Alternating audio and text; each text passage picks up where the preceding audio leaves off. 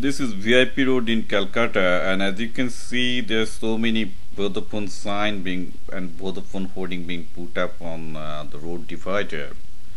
It's amazing. Right now in India, we have around 350 million mobile users. We all know how it is changing city life, but I don't know how many of you are aware that mobile technology is already impacting our rural life and rural economy as well, and not in a very small way. Indeed, it's in a big way. So I went all the way to a village which is somewhat around 300 kilometers north of Calcutta. Life there didn't change at all. So crossing the lassie green field, banana trees and the banyan trees and the small lakes, we enter into this small village where life didn't change at all, no matter of how much of industrialization and development you talk about. It's still old Indian village living in a very old economic style. The only thing changed is these two Vodafone and Hajj tower, which is making a complete revolutionary impact even in the same old looking village, which apparently otherwise didn't change from outside. But if you move very close to their economy, you will figure out how the mobile technology is already making its way into the deep heart of Indian rural population. So we first moved to this local smithy. This smithy house, they are there for last 300 years, and he has been telling me that he is using the cell phone in order to save his time. It's incredible because nowadays every order on the smithy he is receiving on his cell phone, so that he can actually optimize how much of production he needs to make, or he can schedule the time for his villagers, because this is the only smithy in nearby 10 villages. In the past, people will be coming here and waiting for a long time, and now he can tell to his customer, hey, you come at 11 o'clock, you come at 3 in the afternoon, and I have time. More than that, is through his cell phone, he is getting all kind of orders to deliver a total product, and he's telling me without cell phone right now he cannot run up a business. That's surprising because he started using the cell phone only 2 years, and he says yes, in 2 years everything has changed. You can believe it. So next I thought I should move with these Vodafone marketing people to understand how their village client is increasing, and I got some surprising video footage.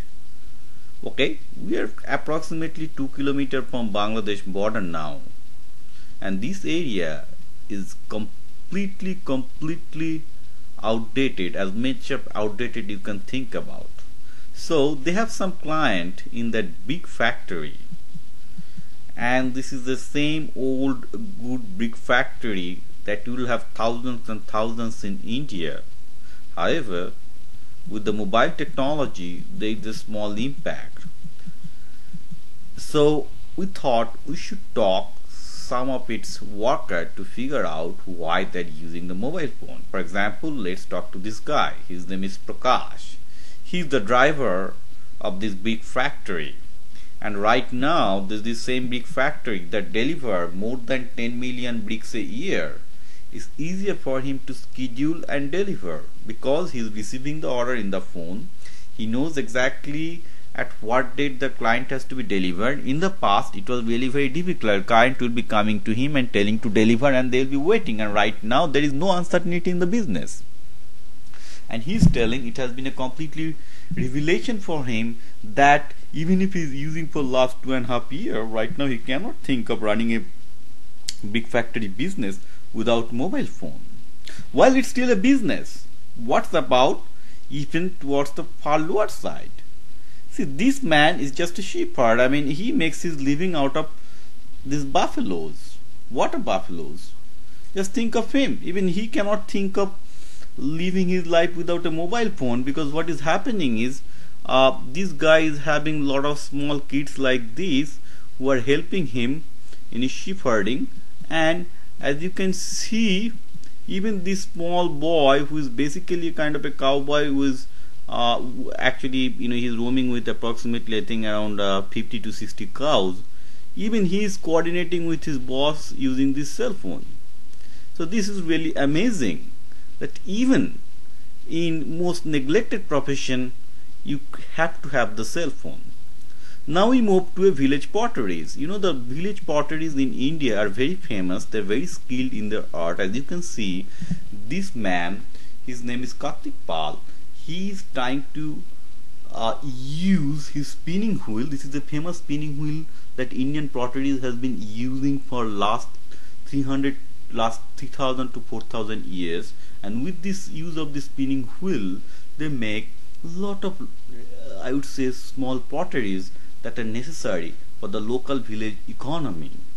And surprisingly, as skillful as he is in his art, he is telling me right now without cell phone is very difficult to think of his business, because all the orders that he get nowadays is all through cell phone. So what is funny is that in one hand he will be now making the art, in another hand he will start receiving the call and think of the delivery. Not he is not the only man who is actually completely dependent of the mobile phone right now.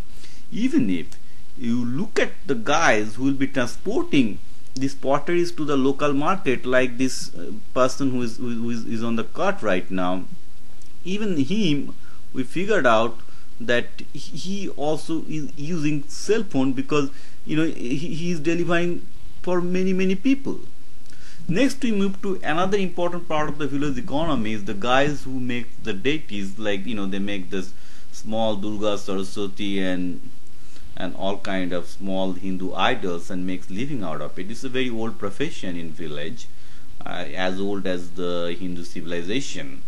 And even for him, he is telling me in his interview that right now he can have more time investing in his profession rather than going to the client and fixing their problem or getting an order. In the past he was spending enormous amount of time to get the client and to get the order. Right now it's all about talking him over the phone. So before a festival season begins, he will be calling his client and let them know what is the budget, what they're looking for, and he will just do it. In the past, before the season start, he has to go around, spend a lot of time. Now he says that time is being saved. He can now actually make more and more idols. It's really amazing how he cannot think of his life without mobile anymore. And finally, I found a very funny situation with some of the monkey charmers. Monkey charmer is a very odd profession in India. These people live out of monkeys. They show different kind of games out of monkeys. Even they are completely dependent on mobile, because to the mobile only their friend and their network is telling them where they have to stage the next show. And behind all this revolution, what's really impacting is this kind of small distributors who are, it might be very shared or rustic, but they are really the catalyst behind the change. Even this small shop does a business of couple of lakh rupees. Now talk to this man who is basically the biggest distributor in a small town. I mean, he's having 300 of such small distributors, as I've seen before, and he's employing 20 people. And right now he's telling me his business is worth at least 1.5 crore a year. It's not a joke. His revenue from this 300 sub distributor is close to 1.5 crore, and he's telling the growth in mobile use, especially the mobile card, the way the people are using it, it's just phenomenal. It's unbelievable. But what is interesting is that even in such a small shop, this man can do millions of dollars of business without having a proper infrastructure. He probably has 2 computers and like 17 young employees. And yes, that's the changing pace of India. The people who are actually governing, actually behind this kind of revolution, are young people like him, and even his employees are also very young, between 20 and 30s, and that's what actually making it happen in a very big way in India. So he told me the way he's seeing the change is unbelievable, and right now only sky is the limit. He doesn't see any end of mobile users in the rural areas, and he's telling that he's earning such a huge number, let's say 1.5 crore a month. I mean, that is total revenue of from this 300 sub distributor, and he's saying probably it's the tip of the iceberg, it's not the end of the whole story. So looks like the Indian mobile market is completely incredible, expanding and impacting our daily life in an incredible way. At India-Bangladesh border, from this place actually the fencing has started. So even in this remote area, which is basically, as I said, this is right across the Bangladesh on the other side, it's very surprising. Even the signal is very clear out here. Any mobile phone like Vodafone, Airtel, Hutch, all of them are working.